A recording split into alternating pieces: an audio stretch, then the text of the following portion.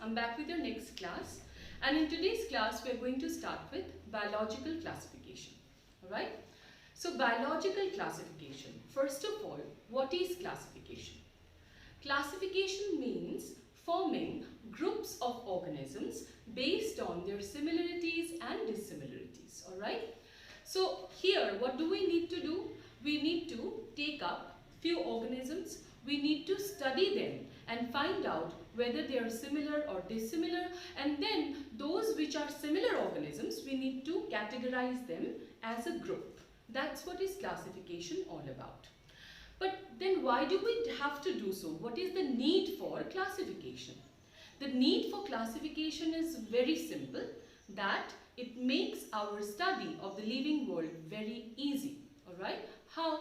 Let's see this. You will be very clear from this example. Suppose I have formed a group of 100 organisms. Alright? 100 organisms. Fine? And I tell you that you study all these 100 organisms in one day. Studying 100 organisms in one day. Don't you think it's becoming very tough, or it's not going to be possible also, right? But then, if this group has been formed under classification, suppose this is group 1 and I have formed it under classification, means these 100 organisms, they are similar with one another. Only that's why they are together. So because they are similar, all I can do is I can pick any one member from the group and can study this one member in details throughout the day. It's easy, right? Studying one member in one day, it's quite possible, right? So if I study this one member, don't you think I'm getting an overall idea regarding the rest of the 99 as well? Because after all, this organism which I'm studying is going to be similar with the rest of the 99. By studying one organism, I'm getting an overall idea regarding the rest of the group members. So, the study of the living world now becomes much easier and very less time consuming, right? So, this is what is mostly done by biological classification. Alright? So, now that you know what is classification and what is the need for classification, so in this chapter we are mainly going to discuss all the different forms of classification system that has been introduced so far. So let us start with the oldest one, that is two kingdom system of classification. Alright?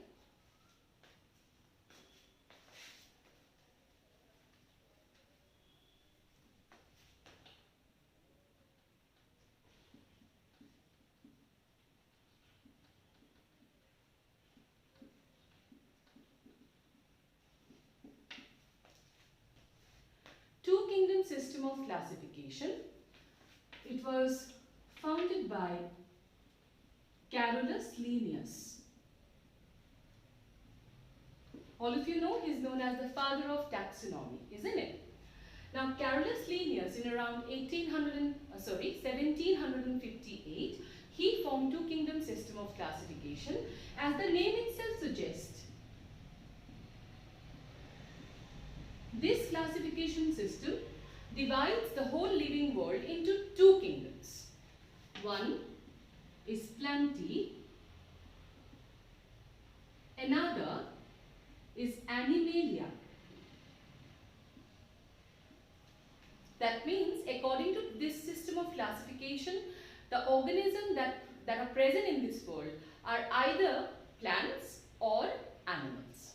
Now in 1758, of course, there were no technical advancements, there were no high resolution microscopes as well. So in that case, studying the organism in details or in depth was not very much possible.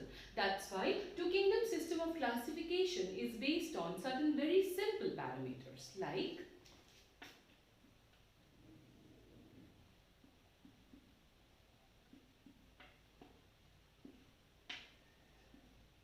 cell wall, motility, nutrition,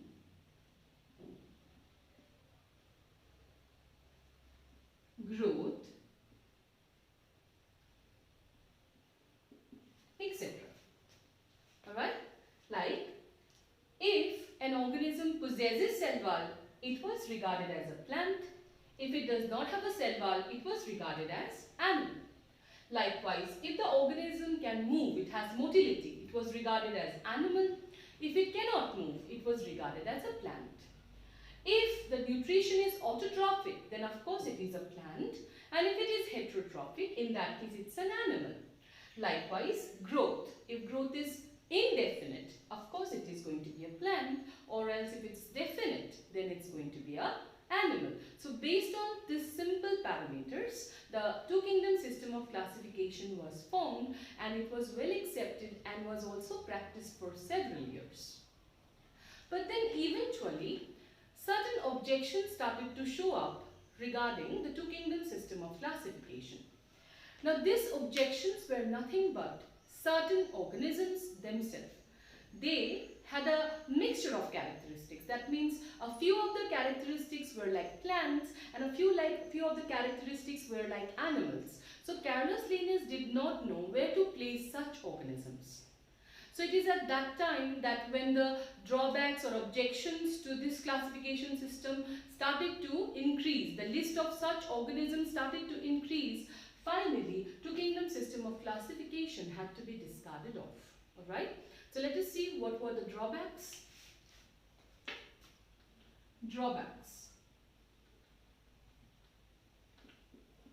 These drawbacks are nothing but certain organisms with mixture of characteristics between plants and animals. First one is Euglena.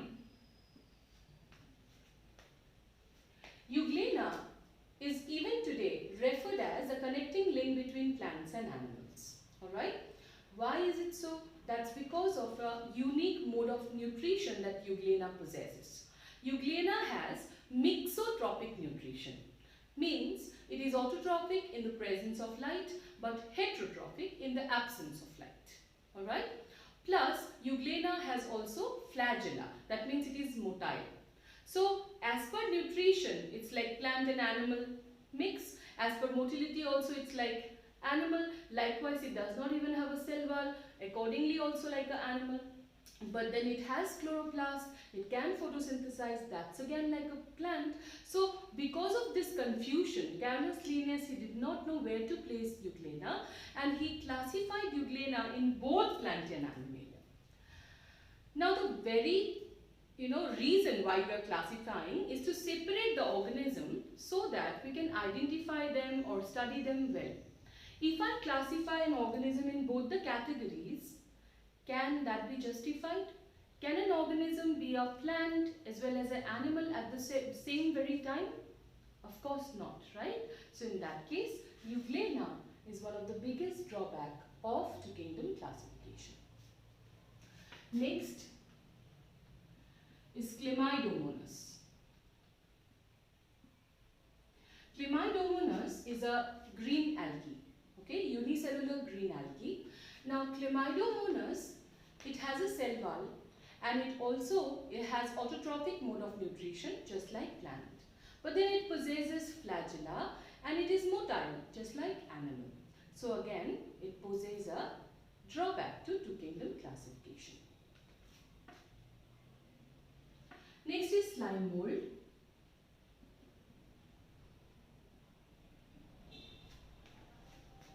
Slime molds, they are very peculiar organisms.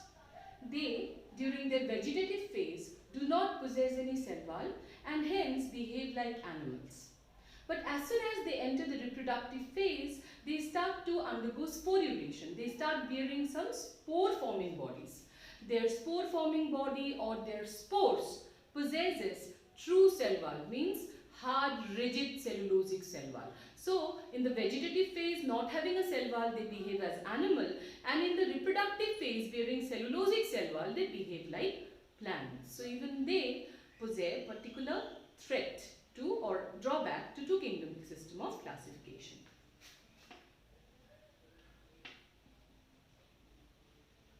Fungi. Fungi possessing a cell wall was always classified under plants. But the very most important characteristic for an organism to regard or to be regarded as a plant is the presence of isotrophic nutrition, isn't it? But fungi, they are all heterotrophs. Rather, they have certain peculiar characteristics about them which do not match with any other organism, like extracellular digestion or saprotrophic nutrition, isn't it? So in that case, classifying the fungi with plants is also not at all justified. Bacteria. In case of bacteria too, because bacteria possesses cell wall, that's why it was classified by Carolus Linnaeus under plants. Okay, bacteria was regarded as a plant. Now, of course, that cannot be justified, right? The bacteria being a prokaryote, it has various dissimilarities from the very cellular level. It does not have a true nucleus, it does not have membrane-bound cell organelles. But then, like despite so many dissimilarities, keeping them among the plants, where most organisms are eukaryotes or most organisms have advanced features, of course cannot be justified. Keeping a primitive organism and advanced organisms together, that cannot be justified, isn't it? And the most important reason is phylogeny. Phylogeny means the study of evolutionary history of an organism. Alright? In any kind of classification system, phylogeny is a very important parameter that should be considered. That means when and how the organisms have evolved, which organisms are primitive, which organisms are advanced. In case of two kingdom system of classification, no as such importance has been given to phylogeny. The primitive organisms, advanced organisms, they are all kept together, which finally does not allow us to have an appropriate classification system. Alright? So that's why, as the list of such drawback kept on increasing, the two kingdom system of classification had to be discarded, and then the next classification system that was forwarded or that was formed is three kingdom system of classification. Alright?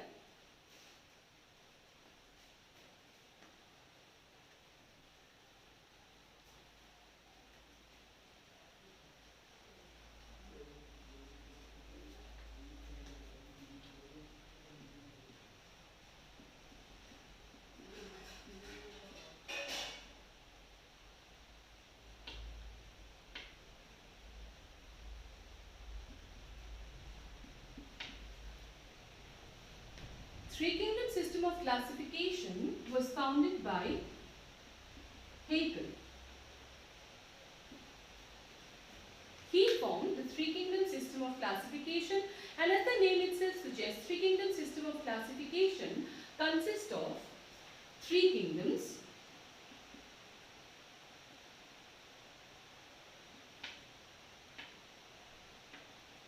Plantae, Animalia,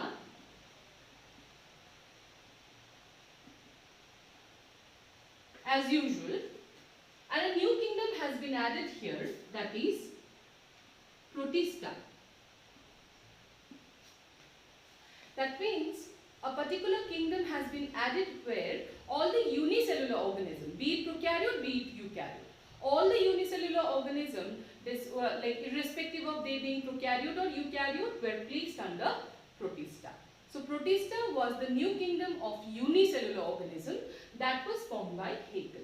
Hence we have three kingdom system of classification with three kingdoms, Protista, Plantae and Animalia.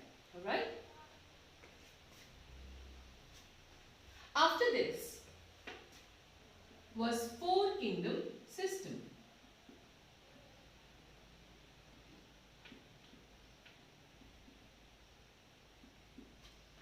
Four kingdom system of classification was formed by Copeland. And as the name itself suggests here, there are four kingdoms.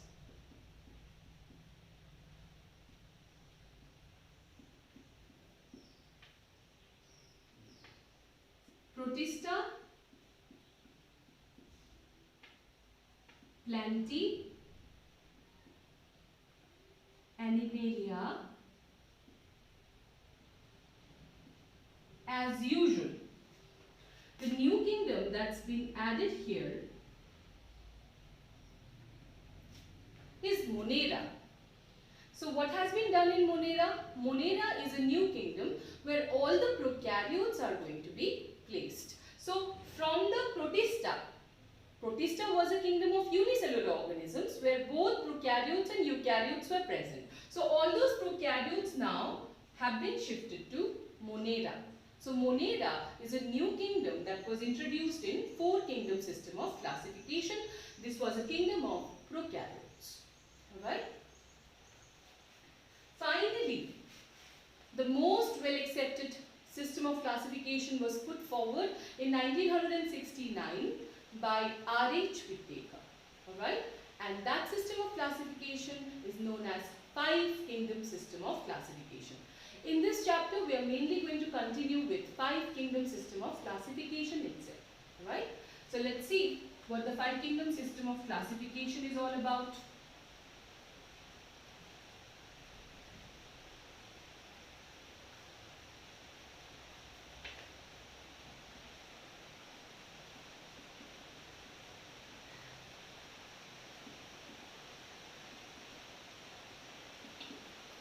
Five kingdom system of classification was put forward by R.H. Whittaker.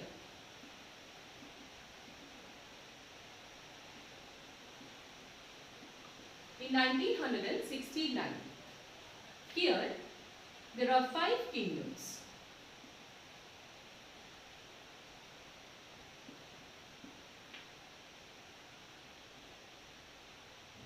Monera, Protista,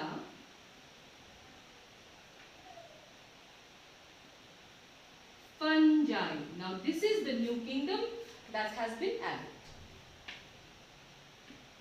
Then as usual, Plantae and Animalia. So Monera being the kingdom of prokaryotes, Protista being the kingdom of unicellular eukaryotes. The new kingdom that has been added is kingdom fungi. As I have already told you, fungi are very peculiar. They have certain characteristics which are very unique to them and do not have or do not match with any other organism. Like they have extracellular digestion, they are all saprotrophic, they have heterotrophic mode of nutrition, they have a cell wall, but the cell wall composition is going to be again different from rest of the organisms. It is made up of chitin. So they have many unique characteristics, because of which placing them under the plant was not justified, right? So because up till four kingdom classification also fungi was within the plant. Fungi was placed under the plants because they have a cell wall. But later on, when R.H. Whittaker found that there are so many unique characteristics of fungi, he simply decided to separate them and give them a different kingdom altogether. So we have the fungi. Finally, Plantae is for all the autotrophic green plants. Of course, there are exceptions present. And then Animalia is for all the animals. Alright. So these are the five kingdoms present in five kingdom system of classification. Now let us discuss the parameters. What were those important parameters that were taken into consideration by R.H. Whittaker, due to which five kingdom classification became so very much well accepted? Alright. So these are the parameters.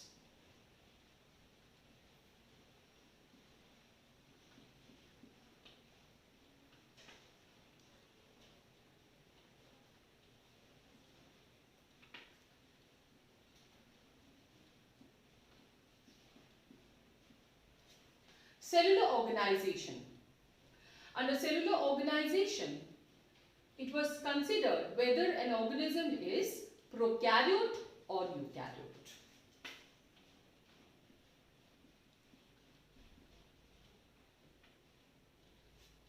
Then, body organization.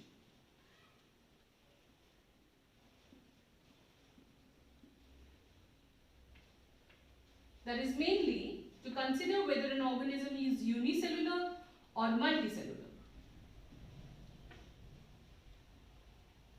Then of course nutrition. Whether an organism is autotrophic or heterotrophic. Then reproduction.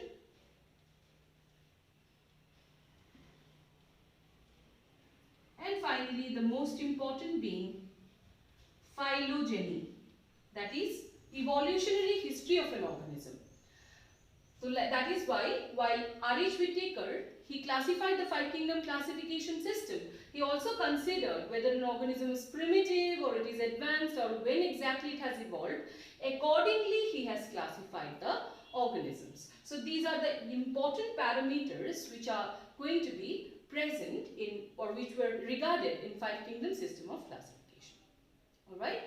Now before we go into deeper discussion of five kingdom classification system, where we'll be discussing each and every of the kingdom in details, okay? But before we do that, we have to discuss a little part called six kingdom classification system as well. Okay, let's see what it is all about.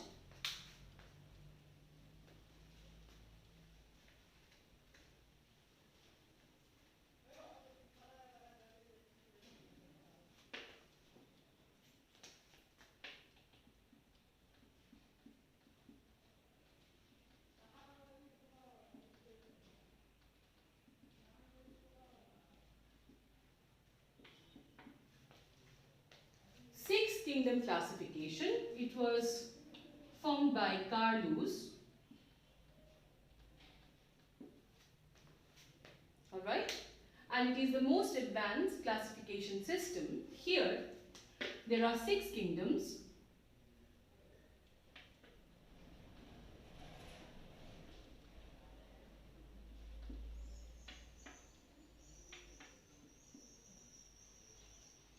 Archaebacteria,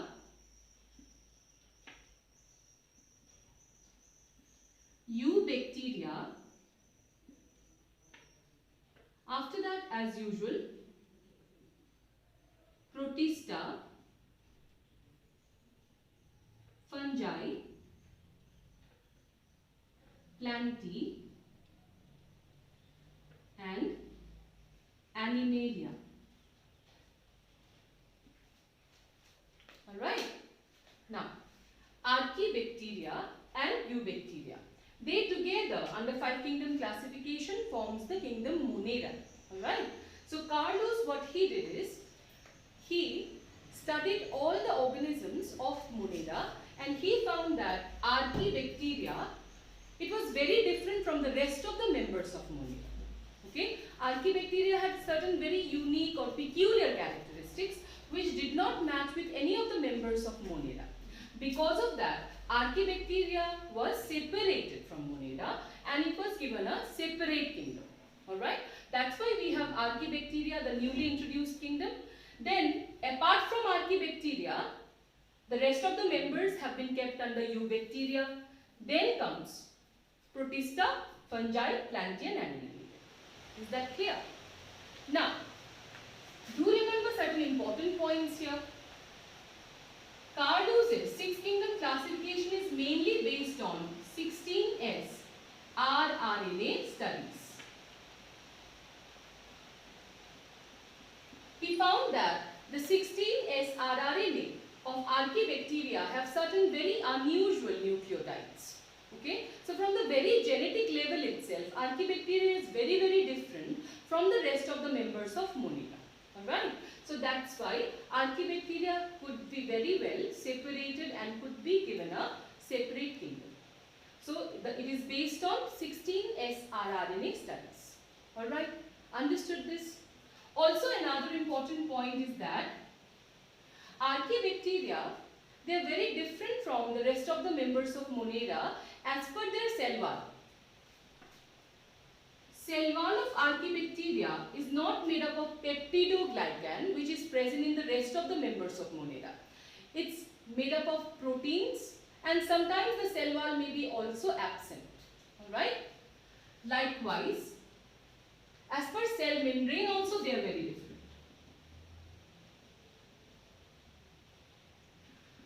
The cell membrane of Archaebacteria possesses certain branch chain hydrocarbons. These branch chain hydrocarbons are unique to them and are not present in any other organisms. So because of these three reasons mainly, Archaebacteria could be separated and given a different kingdom.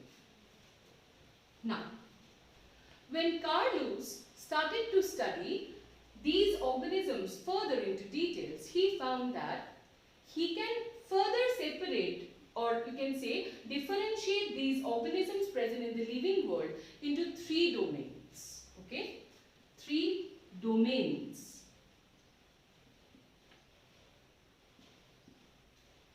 Means as per genetical studies, we have only 3 types of organisms in this world, and they form the 3 domains of life. That is, one would be Archaebacteria, okay, another will be Eubacteria, and number 3 is Eukarya. So these 3 forms the 3 domains of life. And do remember, the 3 domains of life, they have again originated from a common and a similar ancestor, and the name of the ancestor is, all the 3, they come from a common ancestor called progenote. Progenote. So that is all our discussion regarding 6 kingdom classification. So that's it regarding today's class. In the next class, we'll start with R.H. Whittaker's classification again, and we'll start with Kingdom Munir.